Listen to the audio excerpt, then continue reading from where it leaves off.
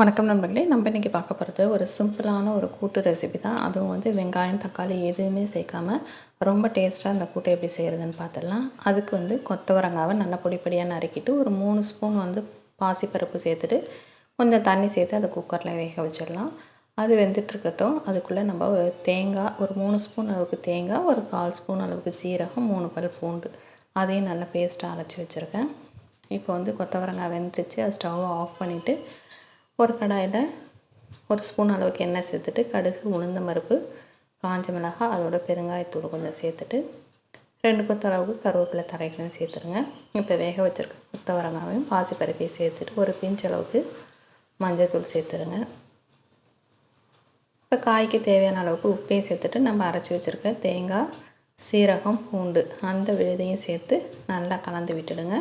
தேவைப்பட்டால் தண்ணி சேர்த்துங்க. எனக்கு இந்த தண்ணியே போதுமானதாக இருக்கிறதுனால நான் இதோட விட்டுடுறேன். சிம்லேயே வச்சு ஒரு 2லேருந்து ஒரு 3 நிமிஷம் நல்லா கொதிக்க வச்சிங்க அப்படின்னு சொன்னாக்கா ரொம்ப சிம்பிளாக ஆனால் சாப்பிட்றதுக்கு ரொம்ப டேஸ்ட்டாக இருக்கும்.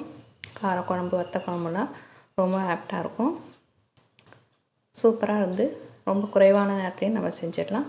கண்டிப்பாக ட்ரை பண்ணி பாருங்கள். வீடியோ பிடிச்சிருந்தா நம்ம சேனலை மறக்காமல் சப்ஸ்கிரைப் பண்ணி வச்சுக்கோங்க. உங்கள் ஃப்ரெண்ட்ஸ் ரிலேட்டிவ்க்கும் ஷேர் பண்ணி விடுங்க. வேறு ஒரு இன்ட்ரெஸ்டிங்கான வீடியோட உங்களை மீண்டும் சந்திக்கிறேன். வணக்கம்.